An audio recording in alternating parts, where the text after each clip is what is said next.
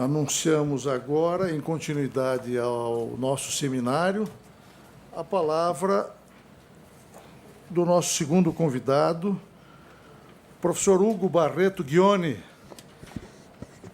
que é professor e coordenador de pós-graduação em Direito do Trabalho e Seguridade Social da Universidade da República do Uruguai, secretário de redação da revista Direito Laboral, fundada em 1948 por Plá Rodrigues, Francisco de Ferrari e Hugo Barbagelata, e da revista eletrônica Direito Social Latinoamérica.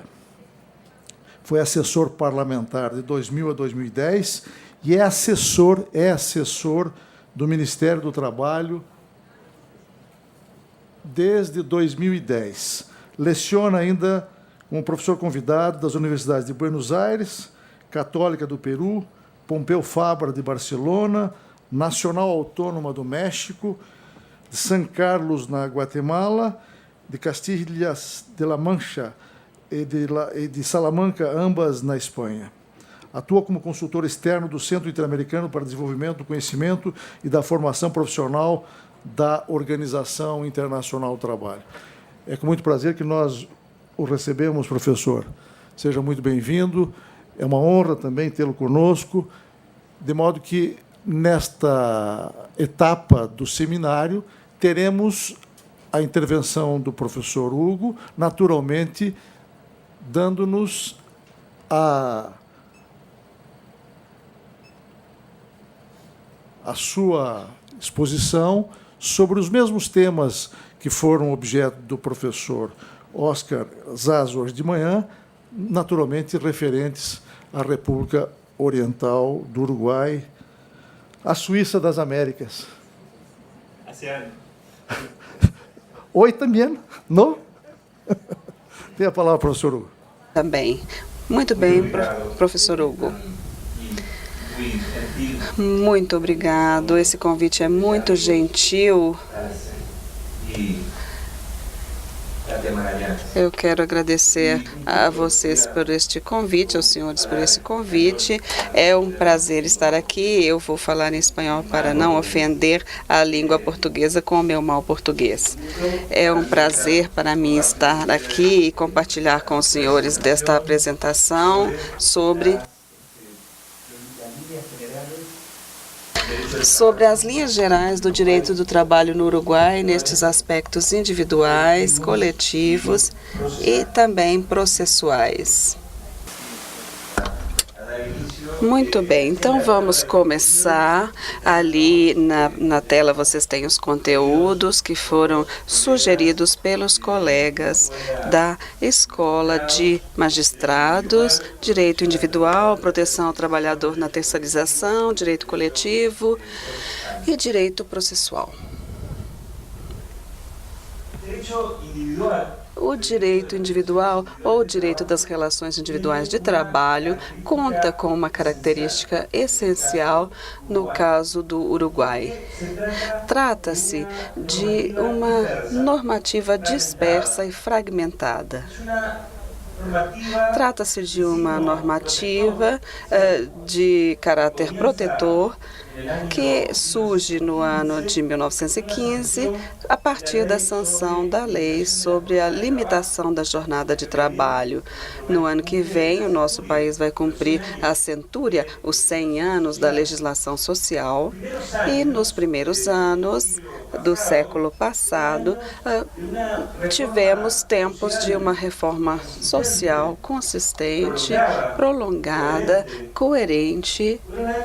Foram anos que fizeram do Uruguai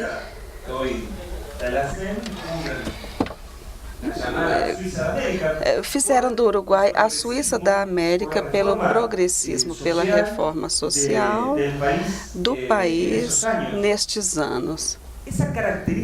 Essa característica de ser uma legislação assistemática que foi crescendo, em 1915 nós tivemos a lei de limitação da jornada, em 1920 nós tivemos as normas sobre o descanso semanal, em 1934 tivemos, coincidentemente com o Brasil, o direito do trabalho, que foi reconhecido, foi recopilado e levado à reforma constitucional daquele ano. Eram poucas normas sobre a greve, sobre o direito sindical, sobre a remuneração justa, sobre a limitação da jornada e poucas normas que se mantêm até o dia de hoje na Constituição vigente. São quase os mesmos termos que se conservaram. São poucas as normas constitucionais, mas surge aí a importância de radicar o direito do trabalho na Constituição, daquela que falava hoje, mais cedo, o professor Sass, da Argentina. Este processo vivido no Uruguai a partir de 1915, 1920, 1934 é um processo paralelo àquele que se desenvolveu no crescimento incessante do direito internacional do trabalho.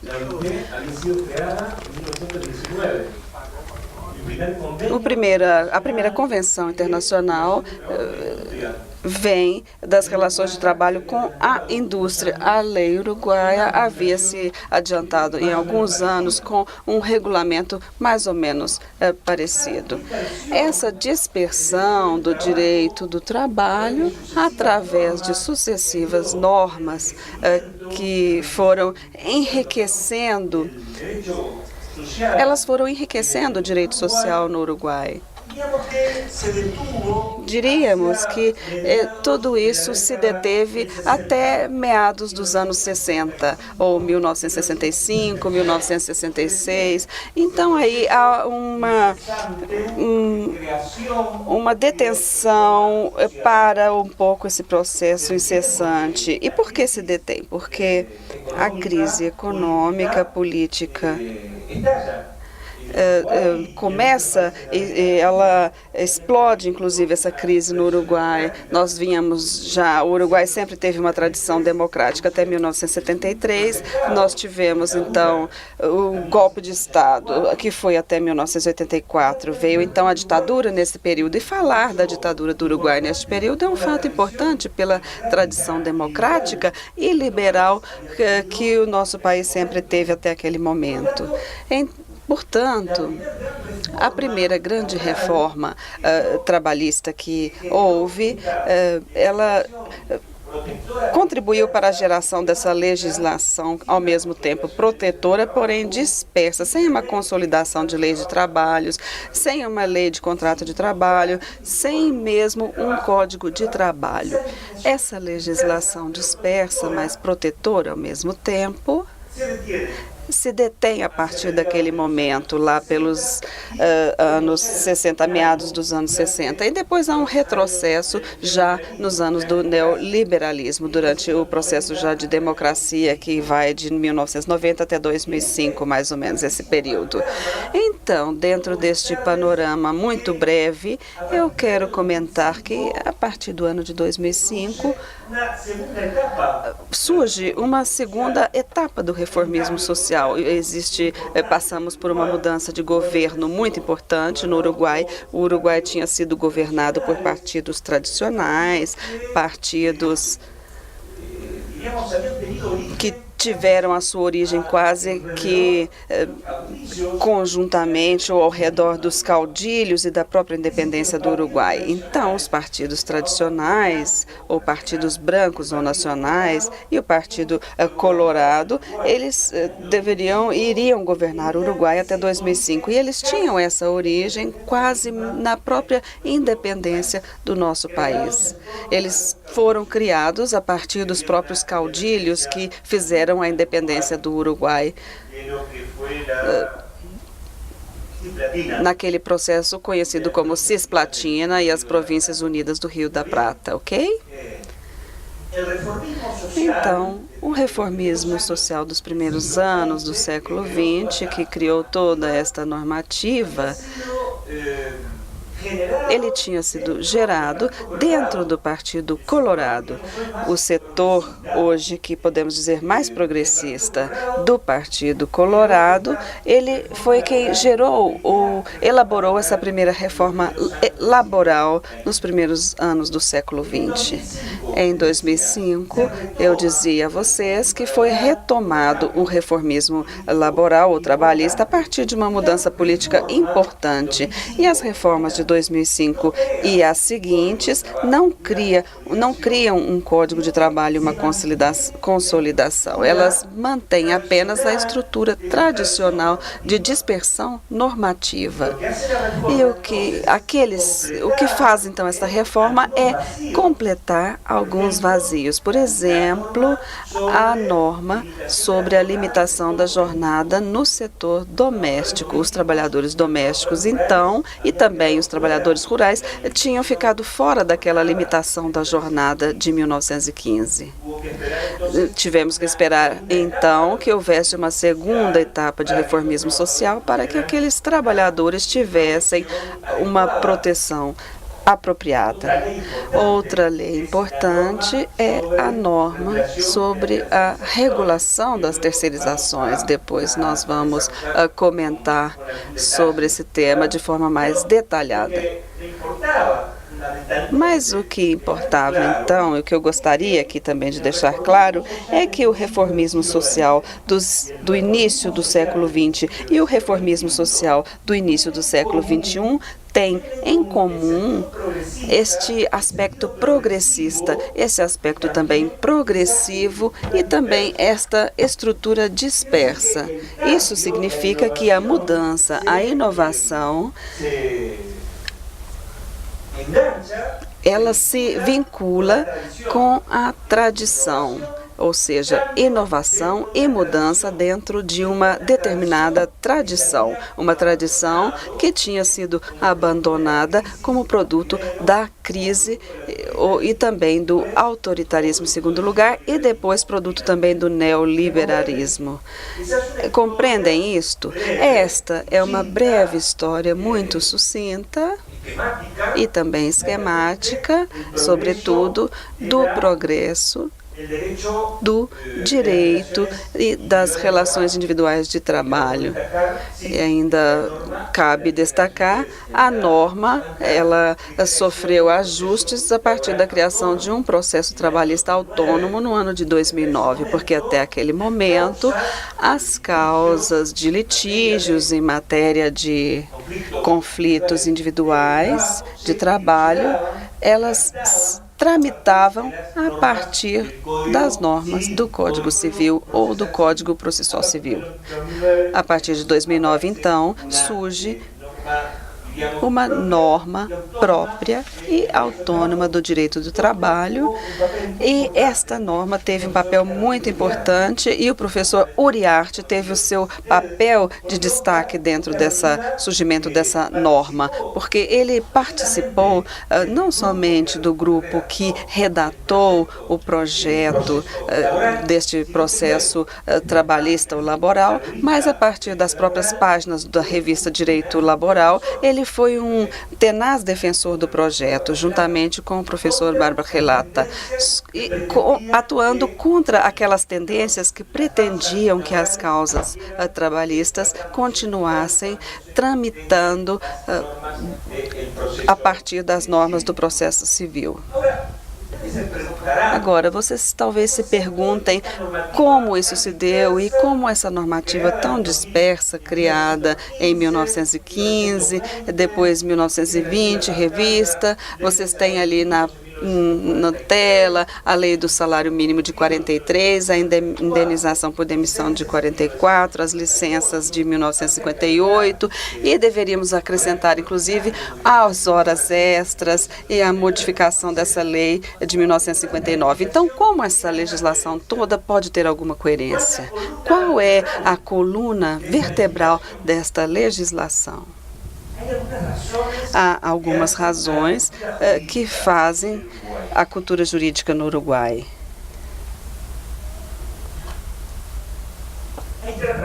Há 3 razões. A partir do meu ponto de vista, essas 3 razões explicam qual é a sistematização e a coerência deste sistema que eu gosto de chamar de aluvional progressivo, que vem de 1915 e que chega até os nossos dias. Em primeiro lugar, uma doutrina ou uma dogmática de trabalho muito prestigiosa e muito influente no Uruguai. Américo Pla Rodrigues, Barbarellata também, estas pessoas, Hélio Sartu também. Eu vou deixar que os colegas aí e amigos da magistratura depois vejam um vídeo, vou deixar para vocês um vídeo de 10 minutos, nada mais que 10 minutos. Este vídeo leva ou contém entrevistas desses 4 professores, 4 grandes professores. Então, a doutrina uruguaia, ela foi muito importante, ela tem muito peso quanto aos pronunciamentos judiciais e nas orientações também legislativas. É muito comum que os legisladores, os parlamentares, recorram à doutrina e à cátedra de direito do trabalho para consultar esses documentos sobre os projetos de lei. Então, a cultura jurídica, ela é extraordinariamente importante e tem muito peso. Em segundo lugar, essa cultura jurídica, ela se dispersou a partir da revista Direito Laboral, fundada no ano de 1948 por um dos pioneiros do direito do trabalho no Uruguai, o Francisco de Ferrari, e 2 outros jovens e entusiastas professores em 1948, Américo Pla e Héctor Barbarellata. Barbarellata, ele chegou a ser diretor da revista até abril deste ano, quando morre aos 90 anos. Sua obra, e esta obra é uma obra maravilhosa. Ele deixou uma obra maravilhosa, foi um extraordinário e generoso professor, tal como Pla Rodrigues. Eles têm essa característica de fazer escola. Talvez alguns de nós não sejamos dignos sucessores desses professores, mas nós fomos alunos dessas pessoas, Américo Pla, Barbarellata e este grupo de grandes professores. E eu deixo ali também a figura do Dr. Sartu, que foi um grande professor uruguaio, que também teve uma atividade muito importante. Então, a revista Direito Laboral, ela foi e é a melhor expressão da doutrina uruguaia. E um terceiro ponto, houve uma grande influência das obras que são uma cúpula desses professores, são as obras-chave desses professores. E aqui eu destaco os princípios do direito do trabalho e também a elaboração do conceito de bloco de constitucionalidades do professor Barbarellata. Os princípios. Essa falta de sistematização, ela foi compensada no ordenamento jurídico pelo surgimento, em 1975, dos princípios do direito do trabalho. Trata-se de uma obra na qual o professor Américo Pla, já maduro, ele sintetiza então o seu pensamento, ele descobre no ordenamento jurídico uruguaio uma série de princípios. Primeiro, ele faz uma colocação de 6 princípios que vocês conhecem, que estão aparecendo ali na tela, e depois, na última edição do livro, em 1998, ele acrescenta um 7º princípio, que é o da não discriminação. Mas a obra do professor Pla, quanto aos princípios, ela teve uma extraordinária importância quanto à jurisprudência. Se os senhores tomam qualquer recopilação de jurisprudência em matéria de trabalho, os senhores verão frequentemente as citações e as recorrências e a volta a este princípio protetor através desta elaboração do professor Pla, de que o princípio protetor contém 3 regras: as normas mais favoráveis, o indúbio pro alterário e também o princípio de renunciabilidade, entre outros. Os juízes usam enormemente estes princípios para a elaboração elaborados por Pla. Pla Rodrigues também disse que a diferença que acontece em grande parte dos países da América Latina, como Brasil e Argentina, ele diz que estes princípios não têm por que estar escritos. Eles não precisam ser parte do direito positivo. E é curioso isto, porque ele diz que os princípios são mais fecundos se não estão cristalizados na norma jurídica. Os princípios se desprendem do ordenamento jurídico e não precisam estar escritos ou recopilados na norma jurídica. Esta é uma concepção bastante interessante, porque os juristas, nós todos, somos levados a pensar que aquilo que não está na norma consultiva não é direito. Entretanto, Pla dá este salto arriscado e recomenda que os princípios não deveriam estar escritos, eles não deveriam estar recompilados em nenhuma lei. É claro que a Constituição uruguaia, ela recopila esse princípio cardinal, que é o mais importante, que é o princípio protetor, mas o resto dos princípios podemos dizer que não estão consagrados explicitamente. A obra de Pla Rodrigues, ela teve uma grande influência e desenvolvimento no meio acadêmico, tanto no Uruguai como em outros países da América Latina, e ela teve algumas edições, inclusive no NTR, houve edições da sua principal obra, que são os princípios do direito do trabalho. Eu reitero que são princípios não positivizados, mas de grande fecundidade e grande presença nos meios acadêmicos e também nos meios jurisdicionais do nosso país. A outra contribuição vem por parte de Barba Relata. Ele também conta com uma ampla lista de contribuições para o direito do trabalho. Eu assinalaria aqui 3 contribuições. Uma delas é o livro dos particularismos no direito do trabalho. Nesta obra, Barba Relata diz que o que define o direito do trabalho é a igualdade entre o trabalhador e o empregador. Mas não se trata da igualdade do direito comum, não se trata da igualdade formal. Para o direito do trabalho, Barba Relata diz que o importante é a igualdade material. E aqui ele se vale de um filósofo que diz que o direito social, o direito do trabalho, a igualdade não é o ponto de partida, ela é a meta ou a finalidade do ordenamento jurídico.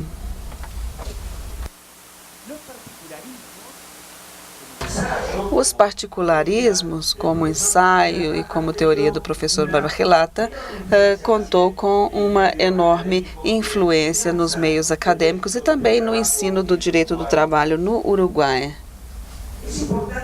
É importante também porque Barba Relata, ele fala também do curso da evolução do pensamento trabalhista.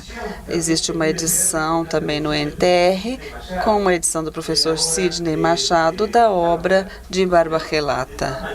De qualquer forma, agora, eu quero me ater à adaptação que o professor Barba Relata faz para o ordenamento jurídico uruguaio dentro do conceito do bloco de constitucionalidade. Para Barba Relata, o bloco de constitucionalidade, no caso do Uruguai, é uma síntese das principais normas. Claro, aqui aquelas recopiladas na Constituição, como o direito de greve, o fomento à sindicalização, a proteção do trabalho, a liberdade de trabalho, o direito a trabalhar, a justa remuneração. Há poucas normas que vocês têm ali resumidas na tela. Não se trata de uma proliferação ou de um estatuto tão importante como aquele que possui a Constituição Brasileira de 1988. Trata-se de uma lista mais reduzida, mas que serve de fonte frequentemente para o enfoque do direito do trabalho como um direito fundamental. Este foi, diria eu, o esforço mais grande e mais importante do professor Barba-Relata nos seus últimos anos. Ele quis construir esse conceito do direito do trabalho dentro dos direitos humanos fundamentais e não somente aplicar esse direito a partir da leitura da Constituição e dos tratados internacionais,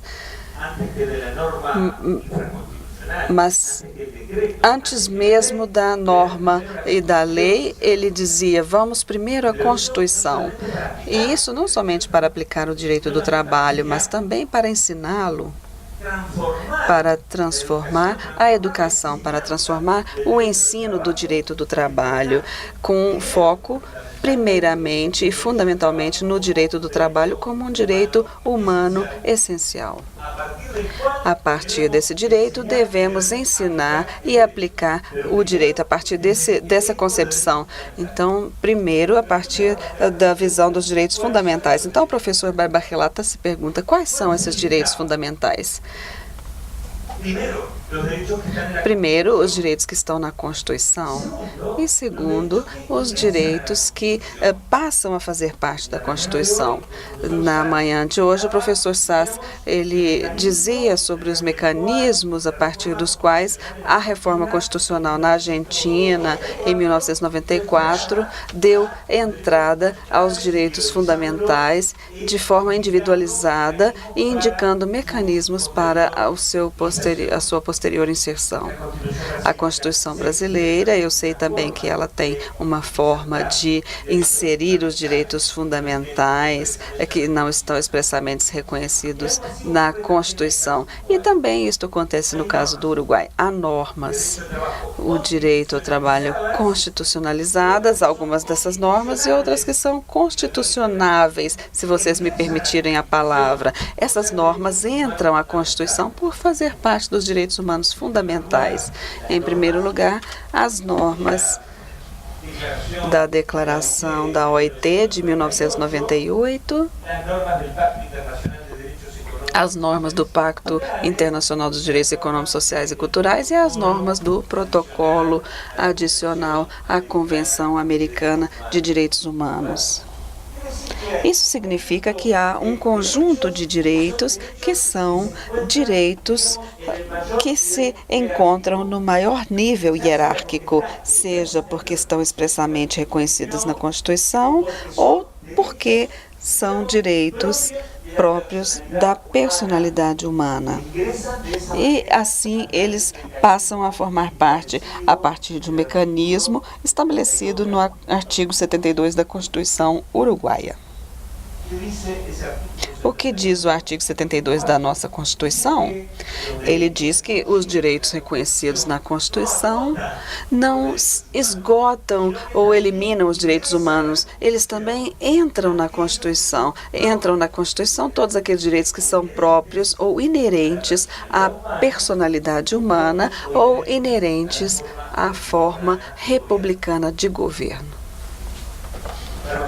Barba-Relata diz, então, que os direitos trabalhistas são direitos reconhecidos na Constituição ou que passam a formar parte da Constituição a partir das normas fundamentais de direitos humanos trabalhistas internacionalmente reconhecidos.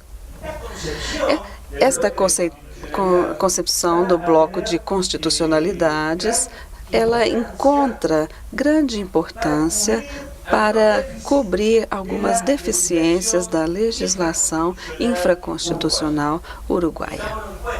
Consideremos isto para o futuro desenvolvimento do que vamos fazer e tenhamos em conta isso para o quão decisivo é esse bloco de constitucionalidade, essa ideia de estudar e aplicar, estudar, interpretar e aplicar o direito do trabalho a partir das normas internacionais.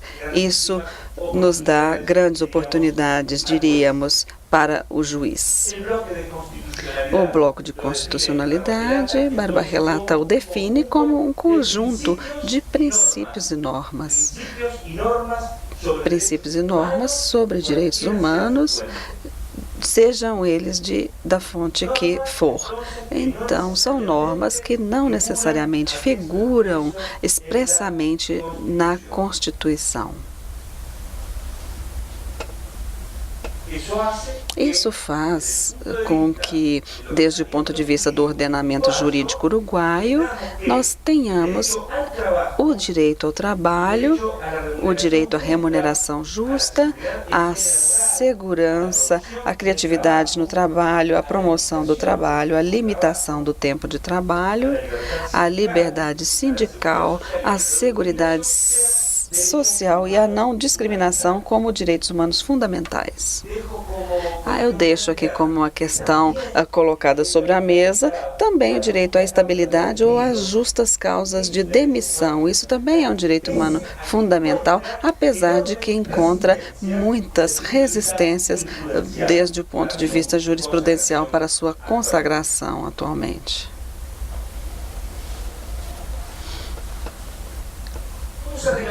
Como se regulamenta, então, o salário mínimo? O salário mínimo no Uruguai é um salário múltiplo.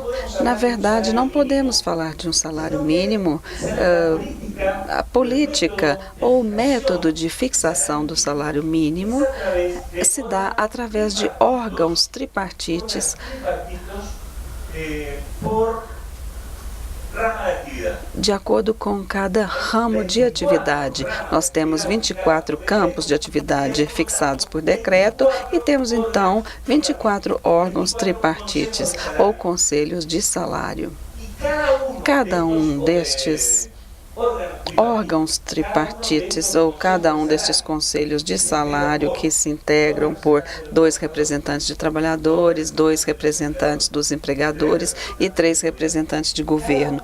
Cada um desses órgãos tripartites por ramo de atividade, então quer dizer, pode haver um órgão tripartite no setor bancário, no setor têxtil ou no setor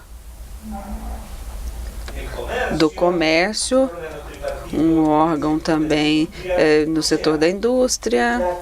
Então, essa atividade privada, ela se divide e se estrutura em 24 grupos ou ramos ou setores de atividade tripartite. E cada um desses setores tem um órgão tripartite que negocia e fixa e atualiza também os salários mínimos.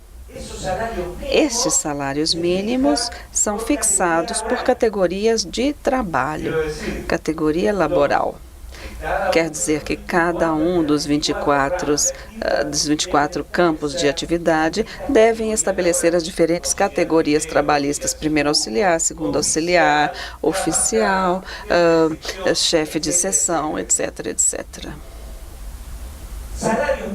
Os salários mínimos, então, uma vez que são fixados, eles são determinados por órgãos tripartite, por ramos de atividade, por campos de atividade e para cada uma das categorias profissionais que integram estes grupos de atividade.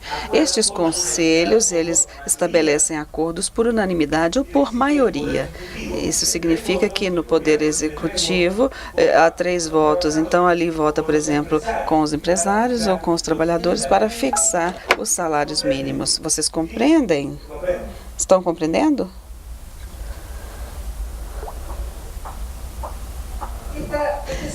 Este é o método de fixação dos salários mínimos no Uruguai. Ele vem a partir de uma lei de 1943. Desde o ano 2005, estes conselhos têm sido convocados de forma consecutiva e a fixação, então, dos salários mínimos no Uruguai se dá sempre de maneira tripartite desde o ano 2005, a partir da convocatória contínua destes conselhos de salários. Assim, a partir deste método de fixação dos salários mínimos, o Uruguai cumpre com o convênio da OIT, o convênio 131, que obriga a que tenhamos um método de fixação dos salários mínimos a partir de consultas com as organizações dos trabalhadores e dos empregadores. Isso é mais que uma consulta, inclusive é uma negociação, na verdade, negociação de tipo tripartite. Os convênios coletivos, seja por campo de atividade ou por empresa, também podem fixar salários mínimos, mas eles devem respeitar aquele patamar, aquele padrão fixado pelo Conselho de Salários. Vocês compreendem? Então, a negociação coletiva, ela pode fixar salários mínimos sempre em um nível superior àquele estabelecido pelos respectivos conselhos de salário. Também é importante no Uruguai o Convênio Internacional do Trabalho número 95, a Convenção 95 sobre proteção de salário. Esta é também uma norma mínima. As legislações uruguaias já regulamentaram, por exemplo, quanto aos privilégios diante do risco de quebra das empresas ou outros aspectos que têm a ver com o pagamento dos salários mínimos. Mas aqui eu reitero a importância que existe no Uruguai quanto às normas internacionais de trabalho. O Convênio 131 serve como um fundamento da Lei de 1943 sobre salários mínimos. O Convênio 95, a Convenção 95 sobre proteção de salário e toda a legislação posterior à adoção ou à ratificação deste convênio número 95, ou Convenção 95. A jornada de trabalho, diria que como nós já tivemos oportunidade de assinalar, ela é a norma que inicia, ela é a norma que dá origem ao direito social e ao direito do trabalho no Uruguai. Ela estabelece 8 horas para a indústria e 48 horas semanais dentro de um sistema muito similar ao convênio, a Convenção Internacional número 1, que depois foi ratificada pelo Uruguai, e também a Convenção número 30, que também foi ratificada pelo nosso país. No comércio, a jornada também, a partir de uma legislação posterior, terminou sendo de 44 horas semanais e 8 diárias. Há alguma forma de flexibilização do tempo de descanso, tanto na indústria como no comércio, mas eu acho que isso não é pertinente, não precisamos aqui entrar neste nível de detalhe. O que eu devo, sim, dizer é que um problema da jurisprudência uruguaia que não está claro é qual é o regime de carga horária ou a limitação semanal horária para o setor de serviços. Nós temos duas posições na jurisprudência uruguaia. Alguns juízes dizem que é preciso assimilar o sistema à indústria, porque é o regime geral e a jornada, então, no setor de serviços, jornada semanal é de 48 horas. E há uma outra posição na jurisprudência uruguaia, os tribunais de apelação, os juízes de primeira instância, que dizem não. A limitação semanal da jornada é preciso ser aliada ou vinculada à norma mais favorável, que é a do comércio, que é de 44 horas. Há estas duas posições, então, na jurisprudência do Uruguai. No Uruguai, nós não temos um sistema de súmulas como vocês têm no Brasil. Portanto, diríamos que os juízes de primeira instância, cada um deles tem uma posição a respeito desse tema, assim como os próprios tribunais. Qualquer das duas posições, podemos dizer que possui validade judiciária. Na verdade, nós temos a falta de uma norma que assimile isso. O setor de serviços, por exemplo, cresceu enormemente, como qualquer país dos nossos, e não temos ainda essa norma para dar essa certeza jurídica. Não temos uma norma legal que nos dê essa certeza jurídica. É muito interessante e os historiadores revisitaram esses termos da discussão, numa discussão parlamentar de 1915, entre os partidários da limitação da jornada e os partidários da livre contratação. Foi uma discussão que se prolonga até o dia de hoje. Os argumentos são os mesmos: a proteção do trabalho, por um lado, a assimetria do poder entre o trabalhador e o empregador, por outro. Diríamos o enfoque trabalhista e também o foco liberal, que defende a liberdade de contratação e defende a autonomia da vontade. Essa discussão, ela acontece até os dias de hoje. Os grandes debates no Uruguai, nessa segunda fase da reforma trabalhista de 2005 até nossos dias, acontecem nos mesmos termos: proteção do trabalho e liberdade de contratação para outro. Isso em termos branco e preto, ou seja, simplificando muito as coisas. Simplificando. Mas esses são os termos. Algo que não nos reflete na tela é o problema das demissões no Uruguai. A semelhança daquilo que acontece na Argentina, no Uruguai a demissão é livre.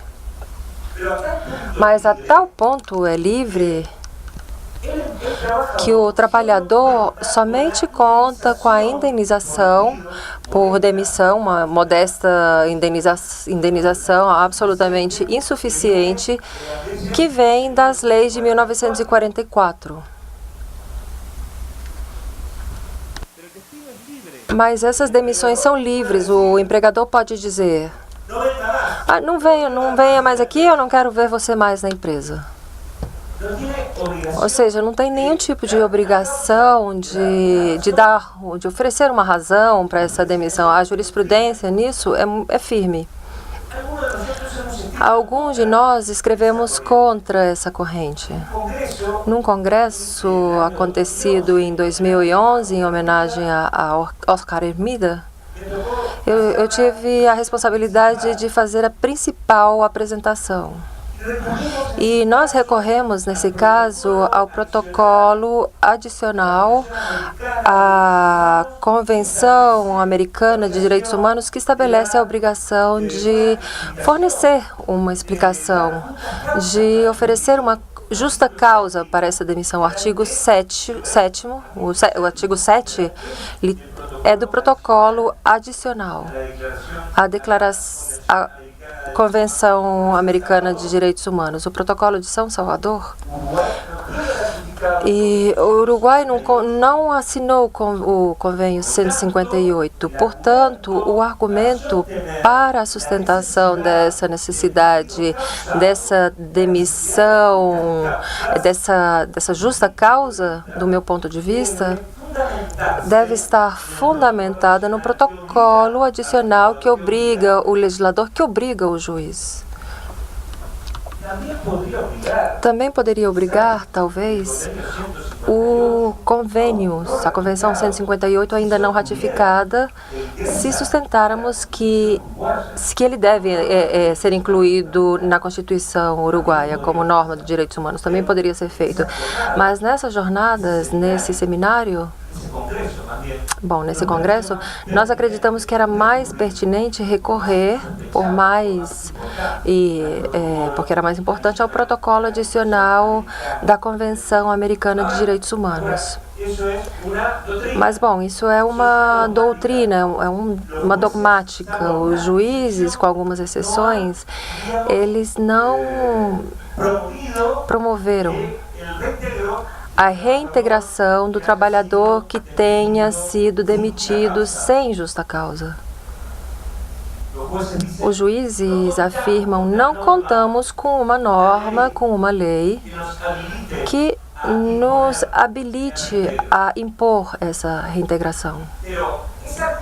Mas essa argumentação judicial no meu país, ela comete um pecado original, que é olhar no nível da legislação sem levantar a vista para o horizonte e ver que existem normas de hierarquia superior que poderiam habilitá-los a promover a sua aplicação, ainda quando seja contrário à legislação infraconstitucional, ainda em caso de uma legislação infraconstitucional que não exige essa justa causa no caso de uma demissão. Vocês entenderam? Mas é uma posição que ficou isolada por enquanto. Eu espero que vá adiante essa cultura jurídica também nesse ponto. Normas sobre saúde e segurança no trabalho. Bom, nesse caso, existe um monopólio. O Uruguai, certamente vocês sabem, é um país com uma grande tradição de Estado, de estadistas. As principais estatais, as principais empresas são públicas desde sempre, desde os anos 20 do século passado.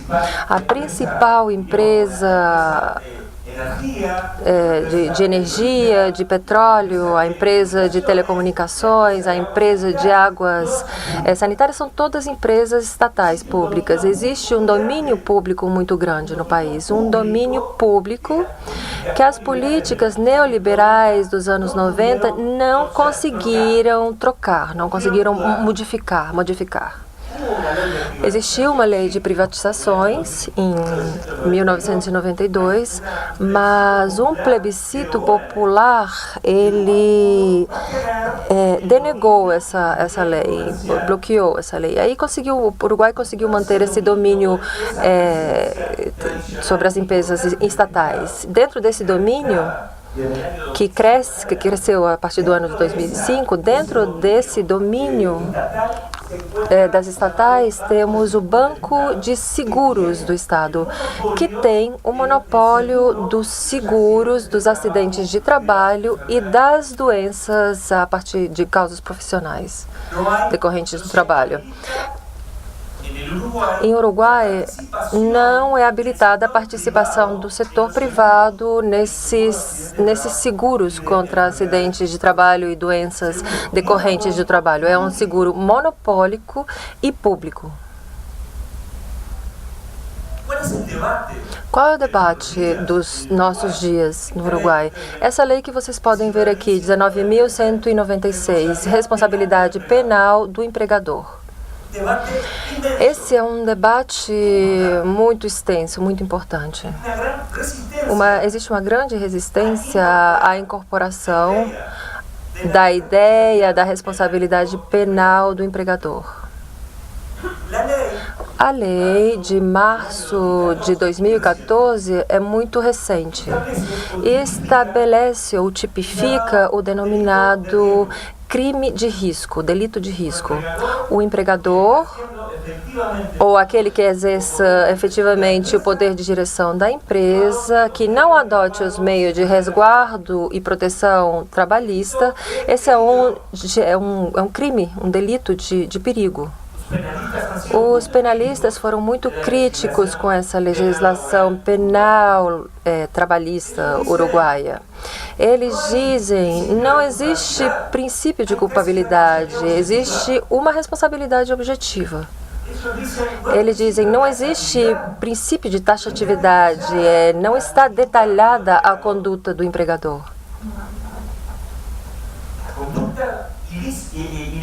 A conduta ilegítima do empregador se remete, é reenviada à regulamentação e à lei. Ela não está tipificada na norma. Uma grande crítica que tem essa lei de responsabilidade penal do empregador.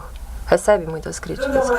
Os trabalhistas, de forma geral, nós fomos defensores primeiramente desse projeto e depois da lei 19.196.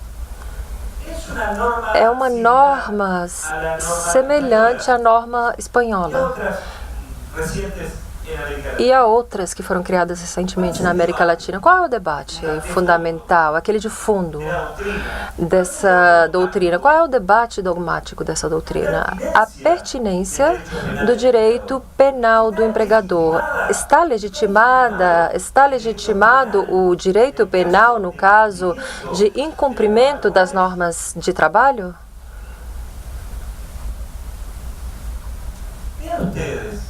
Vejam, senhores, o artigo 3º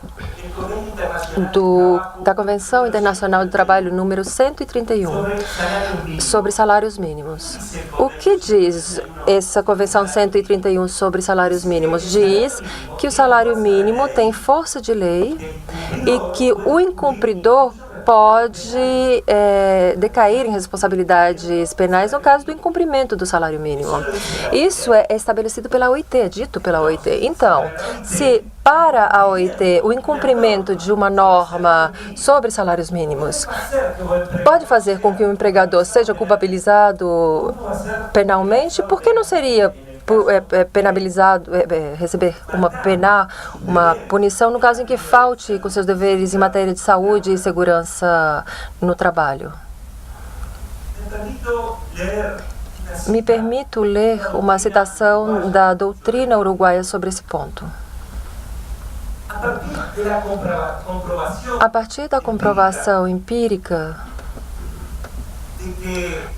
do fato de que existe um âmbito, aquele da atividade trabalhista subordinada, que o tornam perigoso para os bens jurídicos como a vida, a saúde e a integridade física.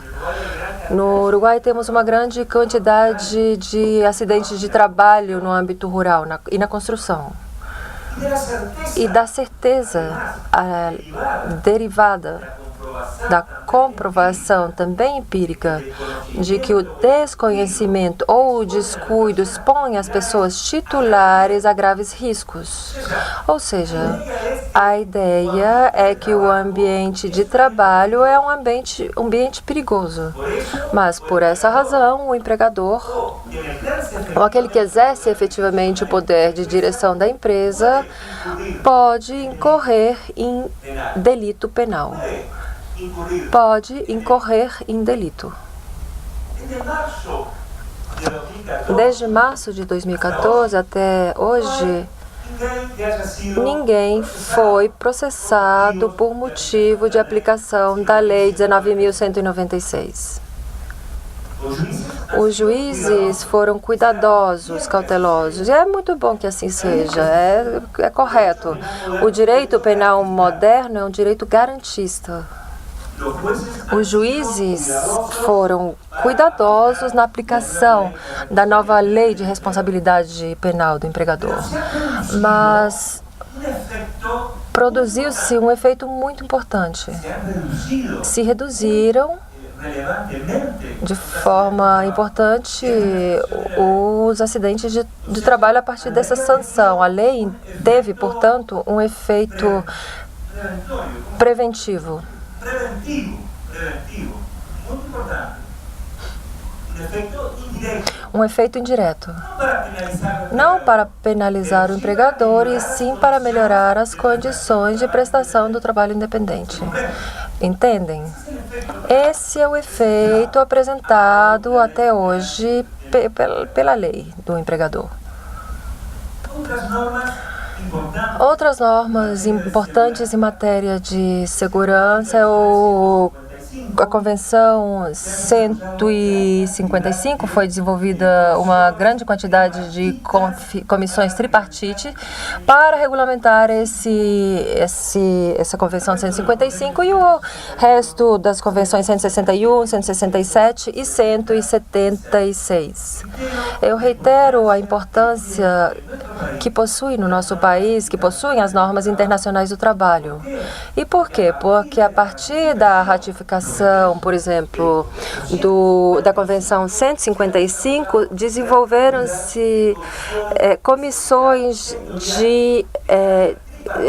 intersetoriais de caráter tripartite presididas pela Inspeção Geral do Trabalho no Uruguai. Proteção do trabalhador em matéria de terceirização.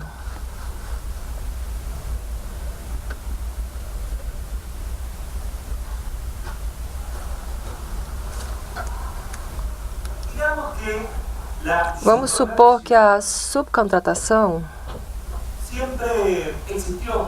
sempre tem existido como figura, como modalidade. A subcontratação é a forma de trabalho em setores como a construção. Ninguém pretende modificar a forma de trabalho na construção. Mas, a meados dos anos 80, com o acontecimento das políticas neoliberais e de regulamentação, proliferaram as formas de terceirização, ou as formas, como começou a dizer a OIT na metade dos anos 80, as formas triangulares de relação de trabalho. Formas através das quais mais de um empregador beneficiava-se do trabalho alheio, o trabalho alheio. Aquela ideia de que o trabalhador trabalha somente para um único empregador e que um só empregador tem o poder de direção, de dirigir aquele empregador, entra em crise. Aparece mais de um sujeito que se beneficia do trabalho do trabalhador. Subcontratação, mão de obra temporária e outras formas de intermediação.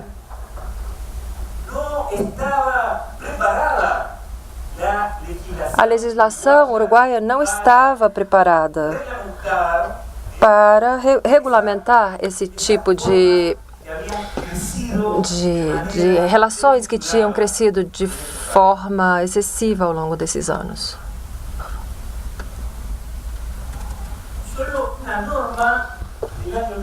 Em 1944, foi criada uma norma que dizia que, em caso de subcontratação, poderia existir uma responsabilidade subsidiária do empregador principal.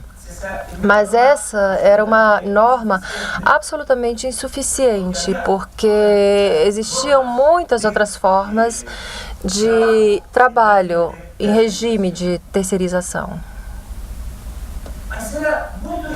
Mas era muito difícil regulamentar essa terceirização, porque ela diz respeito a uma questão fundamental sobre a organização do trabalho, sobre as formas de circulação do capital e da deslocalização, como mencionou anteriormente Oscar Sass. Essa fragmentação. Pensemos, por exemplo, que nos anos mais ou menos 1996, 97, fracassou na OIT a tentativa de criar uma norma, uma convenção, uma recomendação sobre terceirização. Fracassou essa tentativa. Nunca tinha acontecido que, depois de escrever um tema na ordem do dia para que fosse normatizado, não se chegasse nem sequer a uma recomendação. E eu sublinho, nem sequer a uma recomendação. Ou seja, que não são normas, como vocês sabem, diretamente obrigatórias e que não podem ser ratificadas. Mas nem sequer se conseguiu chegar a essa recomendação. Logicamente, no Uruguai também, apesar da necessidade, também não foi possível encontrar uma solução adequada, uma solução em relação ao tema do trabalhador, uma solução que fosse a solução adequada. Existe um excelente estudo da Organização Internacional do Trabalho o âmbito da relação de trabalho. É um relatório da OIT preparatório daquilo que seria um documento extraordinário, que é a Recomendação 198. Eu, de forma muito modesta, me permito recomendar aos senhores a leitura desse trabalho, desse relatório, o âmbito da relação de trabalho, onde a OIT prepara aquilo que depois se transformaria nessa recomendação 198 sobre formas para determinar a relação de trabalho que eu mencionarei dentro de alguns instantes. Não é uma casualidade. Esse trabalho, o âmbito da relação de trabalho, não é por um acaso. Esse trabalho foi elaborado por um doutrinador latino-americano, Henrique Marin, um professor venezuelano, um professor filho tributário da teoria da relação de trabalho. Filho do mexicano de la Cueva, filho do venezuelano Caldera. Esse documento da OIT, afirmo mais uma vez a importância que ele tem, porque faz um estudo muito profundo, muito importante sobre as relações triangulares de trabalho, das diferentes formas e dos diferentes problemas que apresenta. Nas formas triangulares de trabalho, quem é o meu empregador? Quem é o empregador? Esse estudo faz essa pergunta. A segunda questão, quem responde pelas dívidas trabalhistas, pelos créditos trabalhistas? Qual dos empregadores responde pelos créditos trabalhistas? E terceiro problema. Qual é o estatuto jurídico do trabalhador de uma empresa em regime de terceirização, da empresa principal, da empresa subcontratista, subcontratada? 3 problemas são aqueles fundamentais e são identificados nesse estudo exemplar, extraordinário de Henrique Marin, que foi realizado para a OIT. Quem é o meu empregador? Quem é o responsável dos salários? E qual é a norma que protege o trabalhador? Qual é o estatuto aplicável no caso desse trabalhador? Eu não sei como está o meu tempo, qual é a minha situação. Continuamos. A jurisprudência na fase simplificando, me perdoem essa simplificação, para simplificar, fazendo essa simplificação branco e preto, a jurisprudência no período dos anos 90 inventou uma figura, aquela do empregador complexo. Inventou essa figura. A jurisprudência, ela se alimentou da doutrina. Aconteceu um jogo interessante entre jurisprudência e doutrina. Um jogo como aquele do Lennon e McCartney. Pelé e Tostão, ou seja, assim, um jogo. Um entendimento muito importante para criar a figura do empregador complexo. Formas de relação empresarial nas quais aparece um conjunto de sujeitos empregadores beneficiados simultaneamente do trabalho de um trabalhador, mas que não necessariamente têm uma dependência entre si. Não formam um grupo econômico, não existe um poder único, são múltiplos empregadores que se beneficiam do trabalho alheio. Mais de um empregador. Mas a jurisprudência, apesar de que não existe uma norma de direito fundamental, de direito substantivo, apesar de que não existe nenhuma fraude, nenhuma simulação, de todas formas, fez com que esses empregadores fossem responsáveis solidariamente, porque todos se aproveitam do trabalho alheio. Empregador complexo. Existe o empregador complexo, portanto, existe a subordinação complexa. Mais de um sujeito exerce o poder de direção. É uma criação tipicamente da jurisprudência.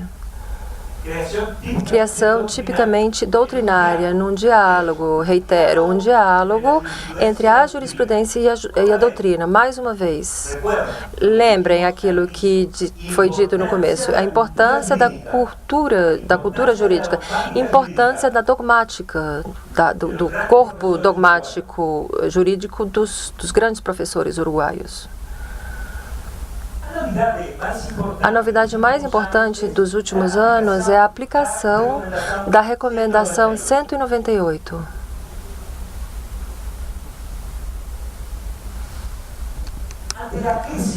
Diante da crise do critério da subordinação jurídica como critério único para determinar a existência de uma relação de trabalho, diante desse esmaecimento dos contornos dessa subordinação jurídica, muitos trabalhadores não têm muito claro, muitos trabalhadores em que não é clara essa subordinação jurídica, e o que diz a jurisprudência nesses casos o que faz é recorrer a outros critérios que não somente aquele da subordinação jurídica. Esse é um passo fundamental. O abandono não é exatamente um abandonar, e sim um completar o velho paradigma da subordinação jurídica, incorporando novos critérios. O artigo 9 da Recomendação 198, diz que para determinar a existência de uma relação de trabalho,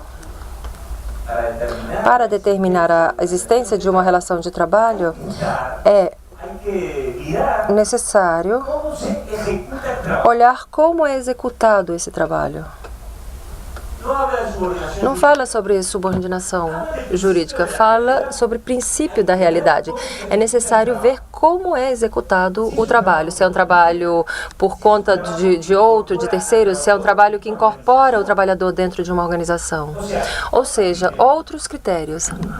Artigo 9 da Recomendação 198, para determinar se existe uma relação de trabalho, ou seja, aplicação do Estatuto de Proteção, é necessário estar atentos ao modo através do qual é executado aquele trabalho, sem levar em consideração o acordo contratual. O acordo contratual pode dizer que é um outro tipo de relação, um arrendamento, mas se for uma relação de trabalho, se isso é mostrado na prática, é uma relação de trabalho.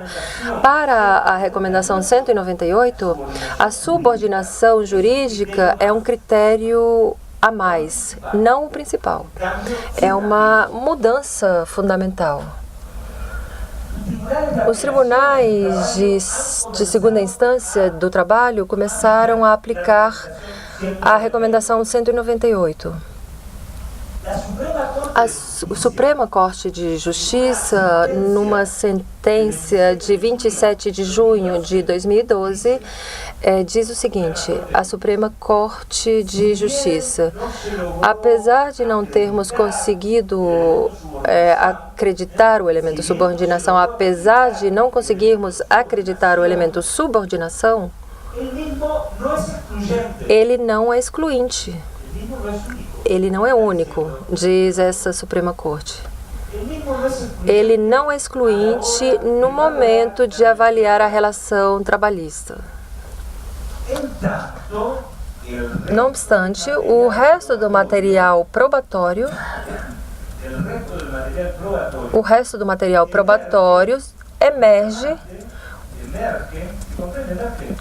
surge que o reclamante, que o trabalhador, prestava um serviço pessoal por conta de terceiros e nunca foi remunerado.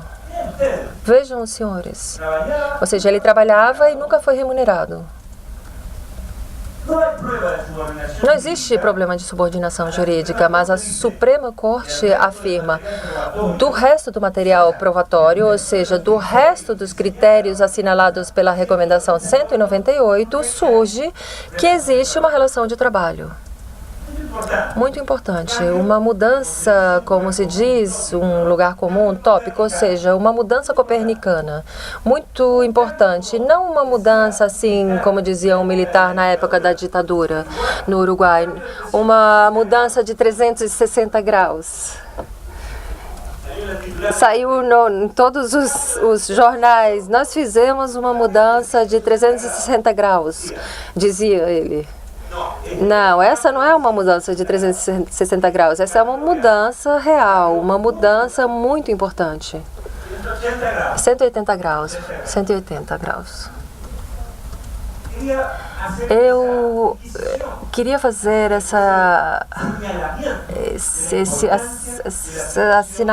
assinalamento da importância da recomendação 198, marcar essa importância, que vem ganhando terreno na jurisprudência. Já na dogmática, alguns escrevemos sobre a importância da recomendação 198 nos nossos ordenamentos. Num ordenamento jurídico, como aquele uruguaio, disperso, que não tem uma definição de empregador, que não tem definição de trabalhador, num ordenamento no qual, reitero, a doutrina e a jurisprudência são muito importantes.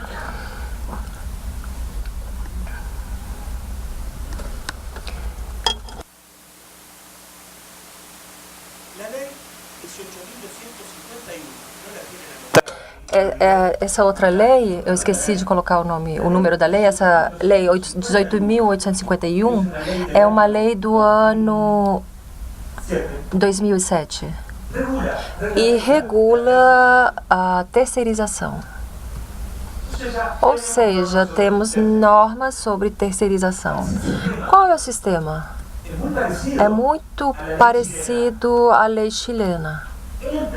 O empregador, ele tem o direito de solicitar informações ao subcontratante ou à empresa que faz essa intermediação. Tem o direito de pedir informações à empresa intermediária sobre se essa empresa cumpre as normas trabalhistas, com o pagamento do salário, com o pagamento do seguro por acidente de trabalho, com o respeito da jornada de trabalho, as licenças, as férias, normas previdenciárias, etc.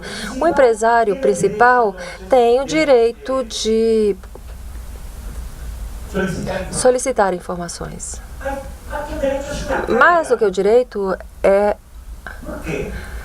um dever. Por quê? Porque se o empregador, segundo item, não fizer uso do direito a ser informado, se o empregador não solicita essas informações, ele vai ser responsável das dívidas trabalhistas.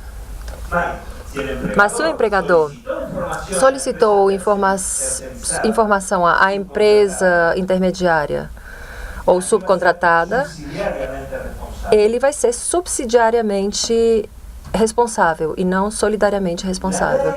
A lei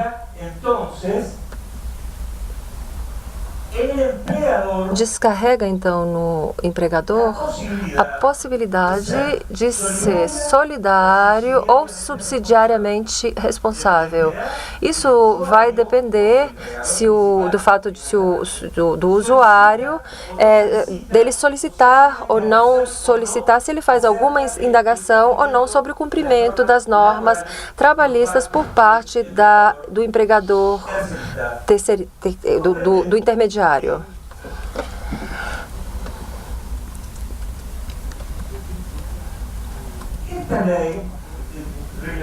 Essa lei de regulamentação da terceirização, eu reitero, a semelhança da lei chilena, o efeito que teve foi aquele de ordenar, disciplinar a terceirização.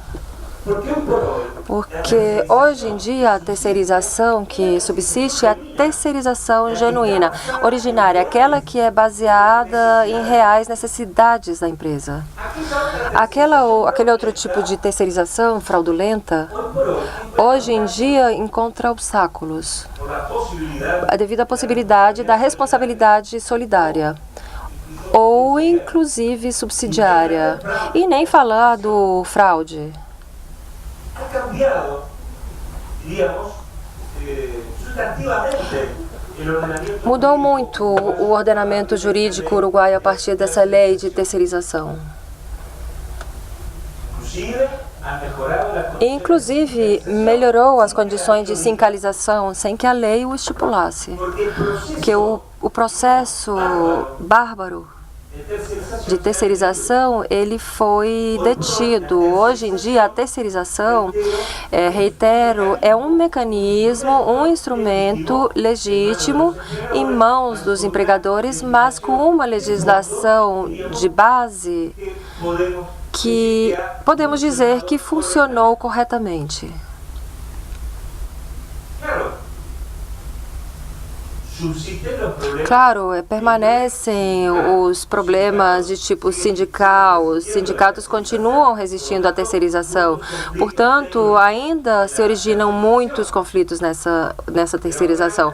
Mas agora temos uma solução legal, apesar da autonomia sindical que faz com que muitos conflitos se originem ainda nessa terceirização, porque existem muitos sindicatos que não são afetados por essa terceirização. Eles pretendem abolir, negar essa terceirização. Eles sustentam que a terceirização é sempre fraudulenta, sempre é um empeoramento dos níveis de proteção. Problema. Los abogados y los jueces Os advogados e os juízes interpretamos, somos operadores jurídicos, ou seja, interpretamos as normas. A Lei 18.251 define a subcontratação. tengo que hacer una lectura Eu vou ter que fazer uma leitura de la definición. da definição. Está así en la pantalla. Está na tela.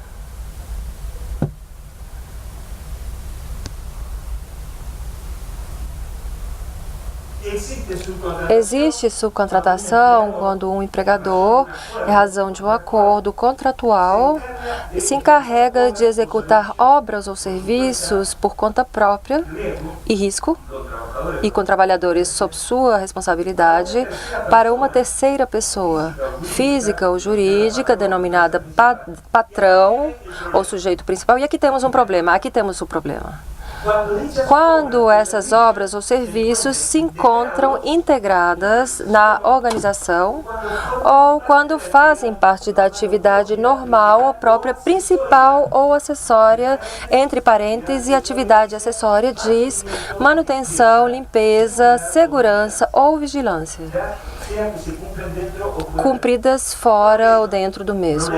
E aqui surge o problema. Como foi interpretada essa norma, essa definição? Es bastante claro. Fica muito claro que a subcontratação, a lei em matéria de subcontratação, ela se aplica se é feita uma subcontratação de partes principais da empresa. A empresa será solidária ou subsidiariamente responsável. Mas e quando é feita a subcontratação de uma parte acessória? Qual é o conceito de atividade acessória? Mantenimiento. Manutenção, limpeza, segurança ou vigilância são termos enunciativos a título de exemplo ou são termos taxativos necessários, indispensáveis? É um problema.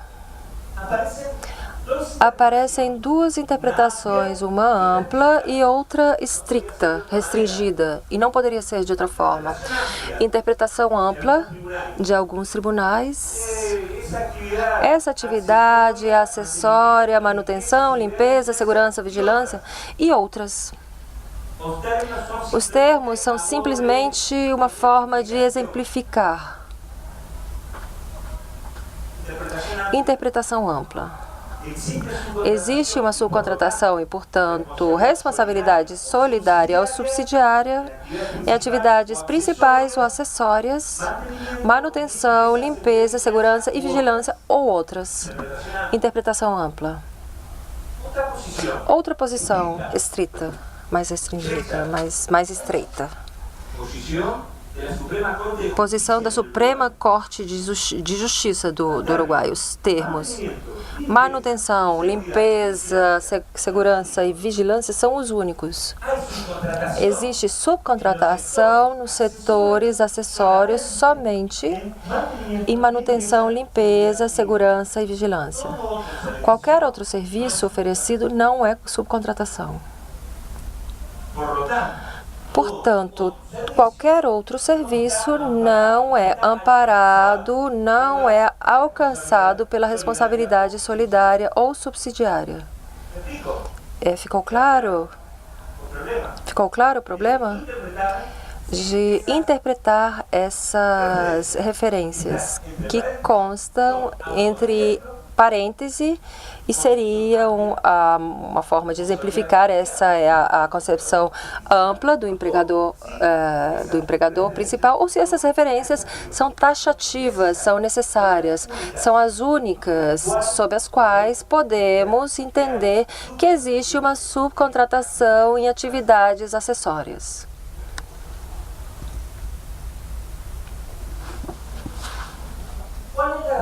Qual é a reação da jurisprudência? As duas posições, diríamos que são interpretações legítimas, mas uma delas é mais protetora. Se nós lêssemos esse artigo sob a ótica, se nós lêssemos o artigo sob a ótica da regra in dubio pro operario, o princípio protetor de Pilar Rodrigues, diríamos o seguinte: temos duas interpretações legítimas. Qual é preferencial? Qual preferimos? A mais favorável ao trabalhador? Aplicação do princípio proteção, regra in dubio pro operario. Temos duas interpretações do mesmo texto. Qual é a norma? A norma emergente do texto é aquela que for mais favorável ao trabalhador. Mas essa interpretação não é aquela que acolheu, não é a que foi acolhida pela Suprema Corte de Justiça. Qual é o partido, então, da jurisprudência?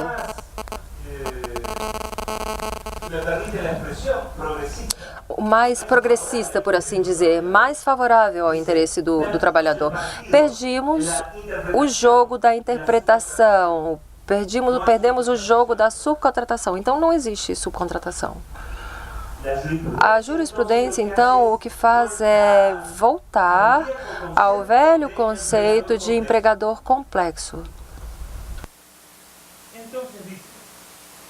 E diz o seguinte: tudo bem, a Suprema Corte de Justiça diz que não existe subcontratação se não tivermos a manutenção, limpeza, segurança, mas se for outro serviço, o empregador principal pode ser amparado pela responsabilidade solidária ou subsidiária por ser um empregador complexo. Voltamos, então, ao velho conceito do empregador complexo. A doutrina, uma certa doutrina e uma certa jurisprudência, não todas, uma certa doutrina e uma certa jurisprudência, nós estamos voltando ao velho conceito do empregador complexo para dotar de proteção, fornecer proteção trabalhista terceirizadas que não são amparados pela denominação manutenção, limpeza, segurança ou vigilância.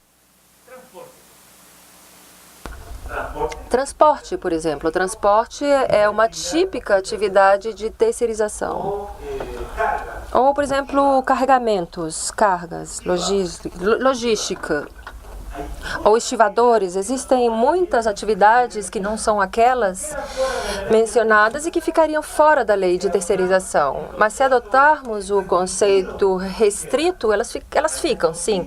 Mas é possível, de qualquer forma, fazer um jogo de imaginação voltar às velhas ideias do empregador complexo e, dessa forma, restituirmos margem de proteção trabalhista. Bom, antes da pausa, nós tínhamos combinado, ou estávamos tratando das normas de direito e relações de trabalho que regulamentavam a terceirização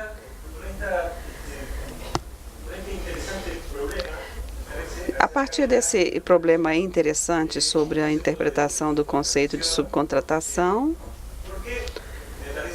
me parece interessante abordar esse tema porque ele destaca a importância do trabalho nos operadores jurídicos. Eu fui assessor parlamentar durante muitos anos e, às vezes, acreditamos que, a partir da sanção ou aprovação de uma lei dentro do parlamento, acaba a tarefa, mas está claro que ali começa uma nova tarefa, que é aquela de interpretar aquilo que foi aprovado pelo parlamento. Trata-se de um texto com uma determinada orientação, mas a lei, então, depois disso, fica na mão dos operadores, e os operadores jurídicos fizeram isso a parte do seu conceito de subcontratação. Então, há uma amplitude grande dessas normas e também existe um alcance restritivo em alguns aspectos. Mas a partir, então, dos mesmos aspectos ou de um mesmo texto, aparecem duas normas jurídicas diferentes. O interessante, se é que há algo interessante para vocês nisso tudo, é que temos três aspectos que eu quero resenhar agora, que tem a ver com o que está acontecendo agora mesmo na evolução jurisprudencial do Uruguai. Eu quero recordar para vocês que da aplicação judicial da Recomendação 198 sobre a determinação das relações de trabalho e a inclusão de critérios distintos, além da subordinação jurídica. Então, o primeiro elemento de debate seria observar a evolução da jurisprudência hoje no Uruguai. Em segundo lugar, está a discussão quanto à pertinência ou à possibilidade de um direito penal do empregador. É discussão que se dá em termos teóricos e ainda não em termos práticos, porque, como eu dizia, a lei ainda não foi colocada em operação a partir dos operadores judiciais. Todavia, ainda temos uma ideia de que é preciso elucidar a responsabilidade penal do empregador. Mas essa norma, como eu dizia, ela já gerou efeitos na diminuição dos acidentes de trabalho. Por quê? Porque os empregadores têm feito políticas de prevenção dentro de suas empresas para justamente evitar os problemas que têm a ver com a sua responsabilidade penal. E o terceiro tema, que me parece muito atual, da jurisprudência uruguaia, é o alcance do conceito de subcontratação nesta lei. Ali não há problemas de interpretação quanto ao conceito de intermediação ou quanto ao conceito de oferecimento de mão de obras temporárias, mas sim, existe diferenças de interpretação quanto à subcontratação a partir desta interpretação ampla e estrita que nós acabamos de mencionar. Eu acho que estes são três temas da cotidianidade, temas atuais. São temas que poderiam estar aí nas manchetes dos jornais. São três notícias, como se fosse assim, três notícias do estado atual quanto aos debates da jurisprudência uruguaia. Agora eu quero passar para a última parte da minha exposição e eu quero apresentar a vocês sobre o direito das relações coletivas de trabalho. Aqui sim nós vamos encontrar com algumas peculiaridades ou particularidades bastante marcantes e importantes no Uruguai. Por quê?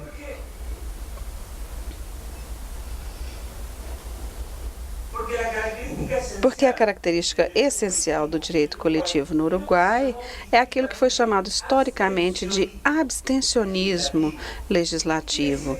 Esse abstencionismo legislativo significa o quê? Significa que no Uruguai, historicamente, não existiam normas que regulamentem a organização sindical e também as greves. Por outro lado, existem normas que regulamentam a negociação coletiva. Então, o panorama do ordenamento jurídico no Uruguai em relações coletivas de trabalho, ele é bastante peculiar, digamos que em termos não acadêmicos é um pouco estranho. É estranho, não é habitual. Se você estudar direito coletivo do trabalho em qualquer país da América Latina ou no caso da Espanha, você vai encontrar um código de trabalho que vai trazer capítulos detalhados sobre a regulamentação dos sindicatos, por exemplo, os requisitos para se constituir um sindicato, o número mínimo de trabalhadores para se associarem e formar uma organização, as imposições do estatuto de forma legal, registro obrigatório dos sindicatos, também, como eu dizia o professor Saz hoje, a personalidade gremial.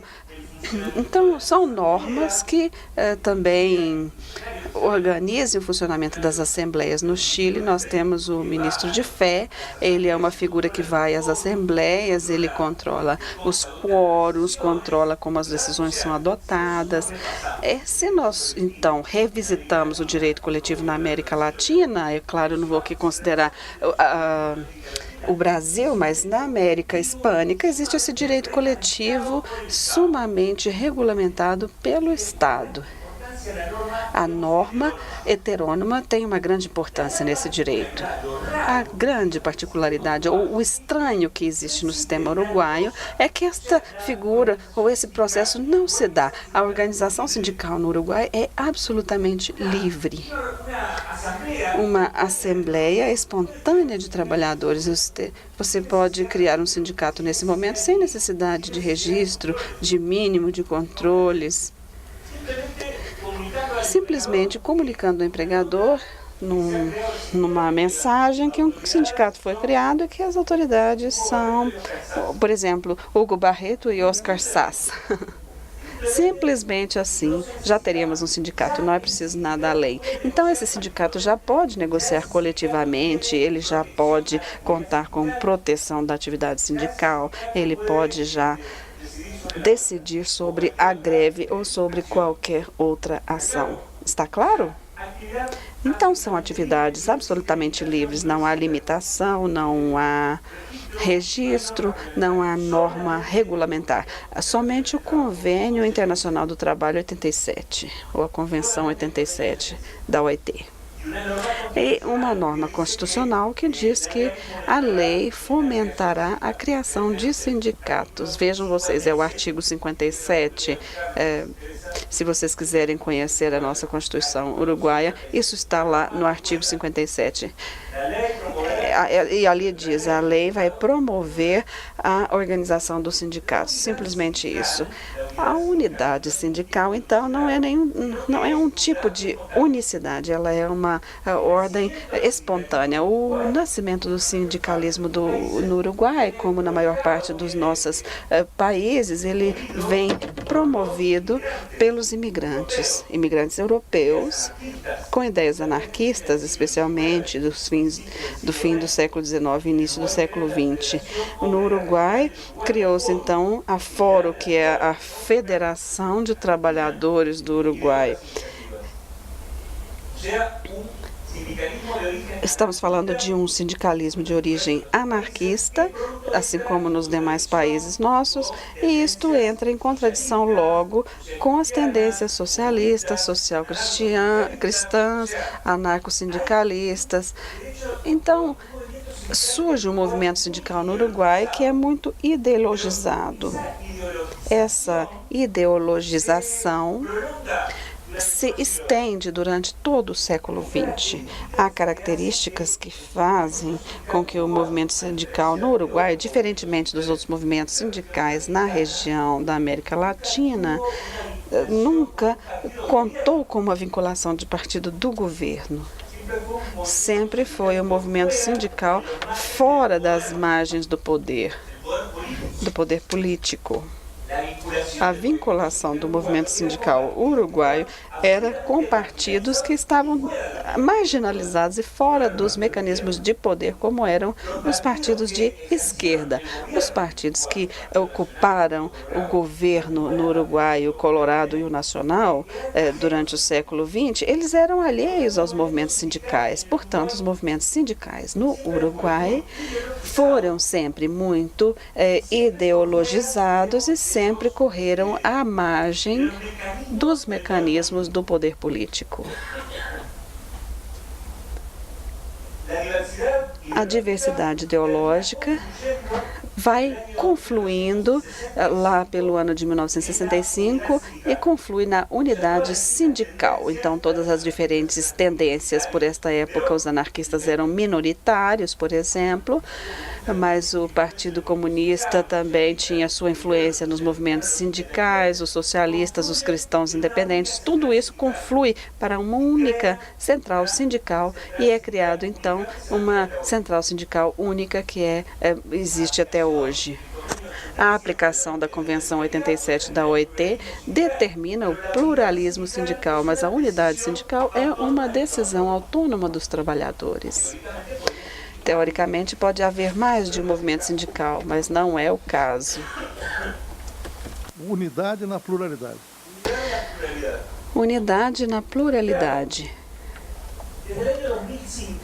Desde 2005, a situação política do Uruguai sofreu modificação.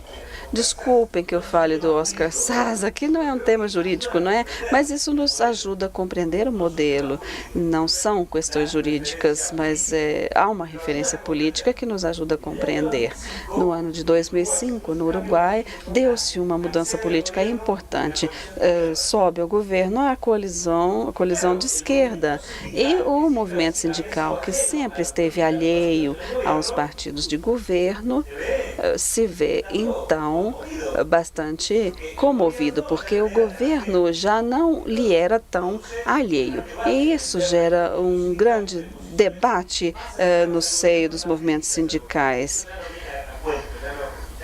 Já essa não é uma questão nossa, não é verdade? Mas eu gostaria aqui de ter comentado com vocês isso. Eu quis comentar sobre essa evolução e esse debate quanto ao tema no Uruguai. É mantido, então, a unidade em matéria sindical, a partir de uma única central sindical. A proteção à atividade sindical, sim, é bastante ampla e para isto, sim, existe uma lei que é a Lei 17.940. Essa lei é de 2006, do governo reformista, progressista, que veio do ano de 2005. Essa proteção é bastante ampla, protege-se a atividade sindical de maneira geral. Qualquer pessoa que desenvolva atividade sindical não pode sofrer discriminação no trabalho. E se ela sofre discriminação, deve ser reintegrada, seja por forma de deslocamento ou transferências, mas ela precisa ser reintegrada. Não se trata, então, de uma lei de fórum que protege um grupo específico, é uma lei ampla, ela protege toda a atividade sindical. É curioso, interessante isto. Eu não terei tempo de falar de tudo isto, mas há uma volta que se dá em relação a esse artigo 1º da lei, porque isto é interessante quando pensamos na técnica legislativa. No artigo 1º da Lei 17.940, se diz que declara-se que, de conformidade com a Convenção 98 da OIT e a Declaração Sociotrabalhista do Mercosul, toda conduta antidiscriminatória é nula. O artigo em si é mais amplo que isso, mas a síntese seria esta. Então, vejam como se recorre à norma internacional. O artigo não diz que toda atividade ou que toda conduta antissindical é nula. Ele diz que é declarado que, de acordo com o convênio ou Convenção Internacional número 98, Então, ele se apoia nessa norma internacional. Ele está dizendo ali que o fundamental é a Convenção 98. E a lei simplesmente declara que, de acordo com a Convenção 98, as condutas antissindicais serão nulas. Vocês entendem a volta que existe nisto? Parece significativo de uma forma de entender a importância da norma internacional. O artigo 1º não diz que fica declarado nula qualquer conduta antissindical que despreze o emprego, etc. Não, não. Ele diz que fica declarado que, de acordo com a Convenção 98, toda conduta antissindical será nula. Então, estabelece um procedimento que nós não teremos tempo, talvez, de comentar, e eu nem sei se seria tão interessante, mas é uma conduta similar à ação de amparo para proteger o trabalhador que entende que foi discriminado. Então, a obrigação da contraprova ou da prova vai para o empregador. Será o empregador, a partir de então, que vai ter que demonstrar a justa causa para a demissão ou para a ação que foi demandada. E o trabalhador, então, deve ir sempre acompanhado do seu sindicato. É um litisconsórcio que existe. Há uma ação contra as medidas discriminatórias em matéria antissindical. Então, com este alcance subjetivo amplo que eu comentava com vocês. A greve. A greve também não conta com nenhum tipo de regulamentação. No artigo 57 da Constituição, é dito que fica declarado que a greve é um direito gremial. Ela não é um direito exclusivo do sindicato, ela é um direito de todos os trabalhadores, ela é um direito da agremiação de todos os trabalhadores. O sindicato é o titular da greve, mas também a coletividade de trabalhadores é também titular, ainda quando não exista o sindicato. É uma convenção simples, uma reunião espontânea de trabalhadores que se recusa a uma medida patronal de demissão ou um acidente de trabalho. Ela é uma ação espontânea dos trabalhadores. Se ela é coletiva, ela tem caráter de greve e tem proteção constitucional. Não há uma definição legal de greve. Portanto, no movimento sindical no Uruguai, recorre-se a medidas atípicas da greve, especialmente a ocupação, e isso gera um debate enorme. Um debate sobre quem está na posição de dizer.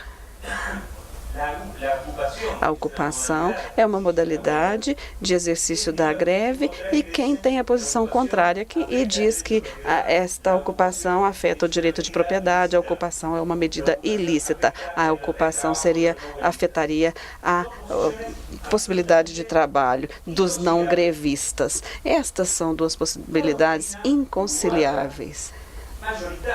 A doutrina uruguaia majoritária, e aqui eu penso em Plá Rodrigues e em outros professores que foram partidários dessa concepção ampla da greve, incluindo modalidades atípicas da greve. O professor Plá definia isso como abstenção ou qualquer alteração no trabalho, dando lugar a modalidades atípicas.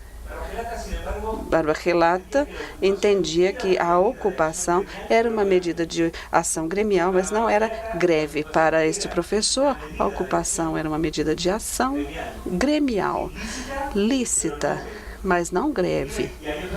E há outras posições de outros professores que sustentam uma posição como ilícita ou ilegítima por afetar o direito à propriedade e à liberdade de trabalho. O Ministério do Trabalho pode declarar serviços essenciais, alguns serviços como essenciais. Existe uma norma para que haja esta competência de declarar serviços essenciais. A norma em si não define o que é um serviço essencial ou enumera quais são os serviços essenciais. Portanto, isto fica a cargo do Ministério do Trabalho. Como vocês se imaginam, isso também gerou muito debate no Uruguai e gera ainda quando uma greve afeta os serviços essenciais. Os diferentes ministérios do trabalho de todos os governos estão sempre se preocupando em fundamentar nas suas resoluções, nas resoluções de serviços essenciais, com base nos critérios do Comitê de Liberdade Sindical, ou seja, aquilo que afeta a vida, a saúde ou a segurança de toda ou parte da população. Então, há uma intenção no sentido de fundamentar e estabelecer os serviços essenciais dentro dos critérios do Comitê Sindical. Mas, como vocês imaginam, isso gera uma grande polêmica cada vez que acontece uma greve. O Poder Executivo e o Ministério do Trabalho resolve a declaração dos serviços essenciais, determina o que são os serviços essenciais. Outra coisa que nos separa do modelo brasileiro é que a Justiça do Trabalho ela não é competente quanto a questões de serviço coletivo de trabalho. A Justiça de Trabalho não é competente em matéria de conflitos coletivos de trabalho. Desde que foi criada a Justiça do Trabalho, lá nos primeiros anos da década de 60, ainda no século passado, os juízes tiveram competência exclusivamente em conflitos individuais de trabalho. Eu quero destacar, sem querer complicar muito a minha exposição, quero aqui assinalar uma informação interessante. Eu disse que o movimento sindical uruguaio recorre, em muitos casos, a alguns sindicatos, como o dos metalúrgicos, ou recorre também à ocupação dos ambientes de trabalho, ou locais de trabalho. Se os empresários do setor metalúrgico ou de qualquer setor pretendem iniciar uma ação judicial para reclamar e pedir a desocupação, eles não podem fazer na Justiça do Trabalho. A Justiça do Trabalho se declara incompetente para tal, porque isto é um conflito coletivo. Se os trabalhadores não grevistas, aqueles que não participam da greve, se eles pretendem defender a sua liberdade de trabalho e querem demandar contra o próprio sindicato, pedindo a desocupação, eles também não poderão recorrer à Justiça do Trabalho, porque este é um conflito coletivo e a Justiça do Trabalho se declara incompetente. Compreendem? O que aconteceu então? Surgiu então a Justiça Civil, os tribunais ordinários. A Justiça Civil se declarou então competente, porque ela trabalha com uma justiça residual. Tudo aquilo que não se enquadra, que não se categoriza dentro de alguma competência específica, vai para a Justiça Civil. Então, a Justiça Civil, os tribunais civis de primeira instância e de apelação, eles se declaram competentes para determinar ou para julgar sobre os pedidos de desocupação provenientes especialmente de trabalhadores não grevistas.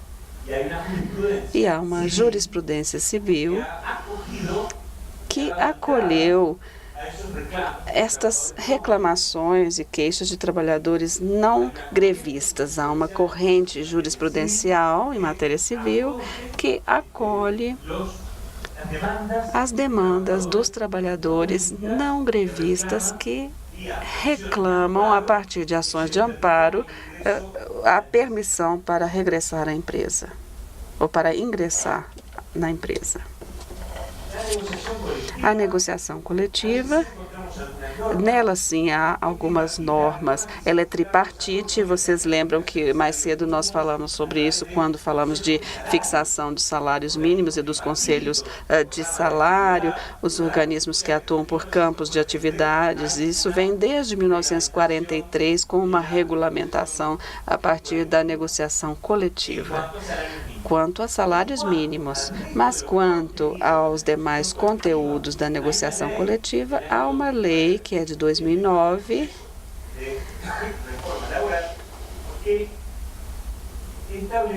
uma lei que estabelece em poucos artigos os elementos fundamentais, por exemplo, quem pode ou não estabelecer um convênio coletivo, qual é a norma em matéria de ultratividade dos convênios coletivos, como se articulam os convênios de vários campos de ação e entre empresas. Então, nós colocamos ali na tela sobre o dever de paz legal. Então, durante a vigência de um convênio coletivo, os trabalhadores, segundo a lei, não poderão exercer ações gremiais por questões que estivessem contidas no convênio, questões que foram acordadas no convênio. Essa norma foi denunciada pelos empregadores diante do Comitê de Liberdade Sindical. Em honra da rapidez, em nome da rapidez, eu quero dizer a vocês simplesmente 2 ou 3 coisas sobre o direito processual do trabalho. O processo trabalhista autônomo foi criado por lei no ano de 2009. Hoje, mais cedo, eu dizia que isso se deu em meio a um grande debate, uma discussão grande entre posições contrárias que provinham do processalismo acadêmico e também posições mais favoráveis que vinham do laboralismo em geral. Então, também, alguns professores de direito do trabalho foram contrários à reforma processual. O certo é que esta lei reitera o conceito da competência em matéria de conflitos individuais de trabalho. E no seu artigo 1º estão estabelecidos os princípios do processo de trabalho. Eu me permito ler quais são os princípios do processo de trabalho, porque eles são importantes não pelo que dizem, mas pelo que não dizem. O processo de trabalho se ajustará aos princípios. Não está na tela, infelizmente. O processo laboral se ajustará aos princípios de oralidade, celeridade, gratuidade, imediação, concentração, publicidade, boa-fé e efetividade da tutela dos direitos substanciais. Eu pergunto, qual princípio então está faltando? Falta o princípio de igualdade. A lei processual em matéria de trabalho não consagra o princípio de igualdade. Portanto, o fundamental aqui, no meu entender, radica não tanto nos princípios, porque todos mais ou menos estamos de acordo quanto aos princípios estabelecidos, mas radica no princípio que falta, que é o princípio da igualdade. Por que ele não foi incluído pela lei laboral? Justamente porque a intenção dos redatores deste projeto foi excluir a igualdade formal das partes, porque eles concebiam que as partes são desiguais, por entender que elas são desiguais tanto em matéria substantiva, nas relações de trabalho, o trabalhador é hipossuficiente, mas também porque são desiguais em matéria processual, e por isso é que a lei uruguaia não inclui ou não faz menção ao princípio de igualdade formal no processo. O legislador não quis que as partes fossem igualadas no processo, ou fossem iguais no processo. Ele incluiu alguns mecanismos de desigualdade processual entre as partes. E como termina então esse filme? No fim desse filme, a Suprema Corte de Justiça declarou inconstitucional as posições que estabeleciam desigualdades processuais.